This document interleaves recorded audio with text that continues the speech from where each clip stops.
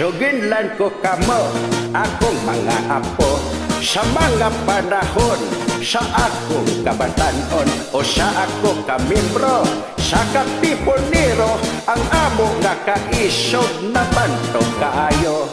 Bato sa pangugsundan ang mga hinagiban, kanamong insurektos, ngaway nakasapatos, wala yun ko kahadlok, o dili yun mo sibog, kaming tanan mo asdang bahalag mga pukan, amo katong gisulong, puta sa Port San Pedro, sakay akos kabayo, nga tulin yun kaayo, gibabot hadbikan yun, kalit lang hitakil po, wag kumaigo sa balahiya, takan lang kos kabayo, hilabi hang giraha, dito silang headquarter, kay among gikasangka, mga gwardiya sibil.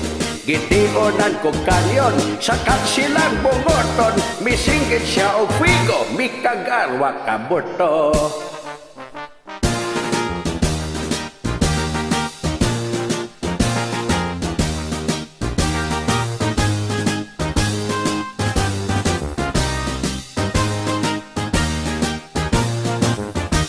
Katsila nagkayungit sa saplit milanet, kami na istokada sa amol na kong dala.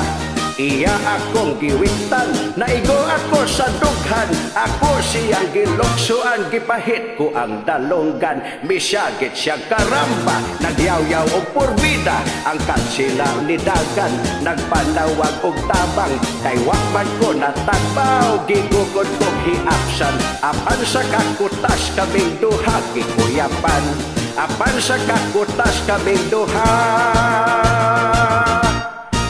gikuyapan.